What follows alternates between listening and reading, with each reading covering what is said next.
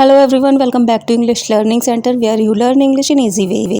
आज की वीडियो में आपको मिलने वाले हैं कुछ ऐसे डिफ़िकल्ट या ट्रिकी सेंटेंसेस जिन्हें हम हिंदी में तो बड़ी आसानी से बोल लेते हैं, लेकिन जब बात आती है इनको इंग्लिश में बोलने की या इंग्लिश में ट्रांसलेट करने की तो हम थोड़ा कंफ्यूज हो जाते हैं कि इनको किस तरह इंग्लिश में बोलना है या ट्रांसलेट करना है। तो इस वीडियो के थ्रू आप इन ट्रिकी इंग्लिश सेंटेंसेस को सीखकर सामने वाले को इम्प्रेस कर सकते हैं और ख़ुद को एक स्मार्ट इंग्लिश स्पीकर दिखा सकती हैं। तो वीडियो स्टार्ट करने से पहले रिक्वेस्ट है, प्लीज़ चैनल सब्सक्राइब करें, वीडियो को लाइक कर दें और शेयर करें। फर्स्ट सेंटेंस है, ज़रूरत से ज़्यादा होशियार मत बनो। Don't get above yourself. Don't get above yourself. या फिर हम बोल सकते हैं, don't be smarter than necessary. Don't be smarter than necessary. Next one is, पौधे बारिश के बिना मर गए या सूख गए। Absence of rain caused the plants to die. Absence of rain caused the plants to die. तुमने मेरी सारी उम्मीदों पर पानी फेर दिया। You shattered all my hopes. You shattered all my hopes. Shatter का मतलब होता है चकनाचूर कर देना। पार्टी में उसे कोई भाव नहीं दे रहा था। She was getting cold shoulder in the party. She was getting cold shoulder in the party. या everyone was giving cold shoulder to her in the party. Everyone was giving cold shoulder to her in the party. वहाँ जाने का तो सवाल ही पैदा नहीं होता। No question arises to go there. No question arises to go there.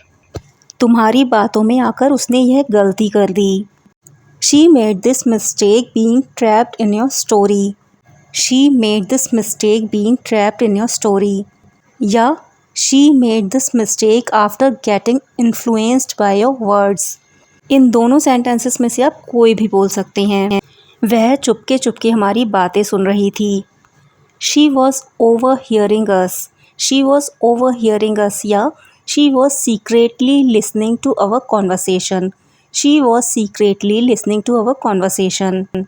ऐसे कैसे तुमने उसे जाने दिया? How come you let him go? How come you let him go? या हम बोल सकते हैं, How did you let him go like this? How did you let him go like this?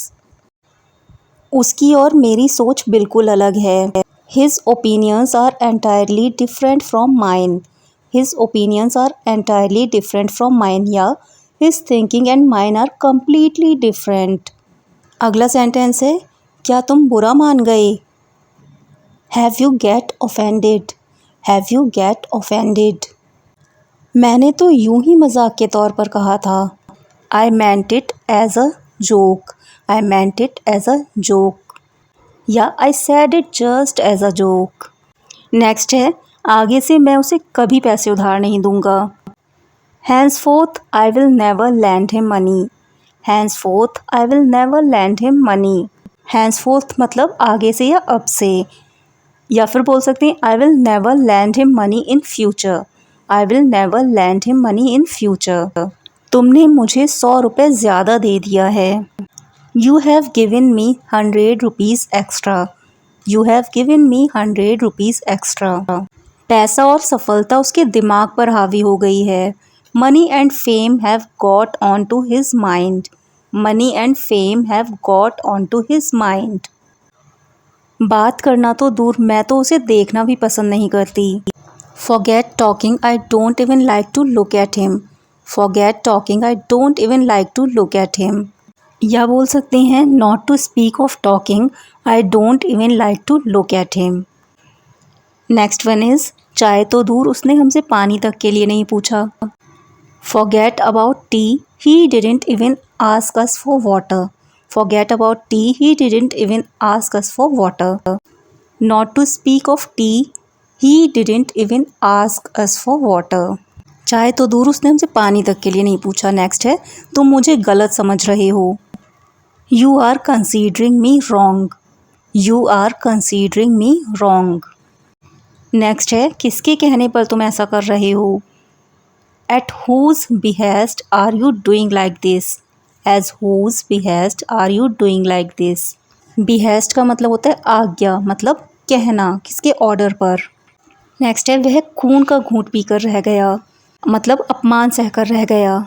He pocketed insult, he pocketed insult. Pocket and insult का मतलब होता है अपमान बर्दाश्त करना या चुपचाप अपमान सह लेना। तो ही पॉकेटेड इंसल्ट, वह खून का घूंट पीकर रह गया, उसे इस बात की भनक लग गई है।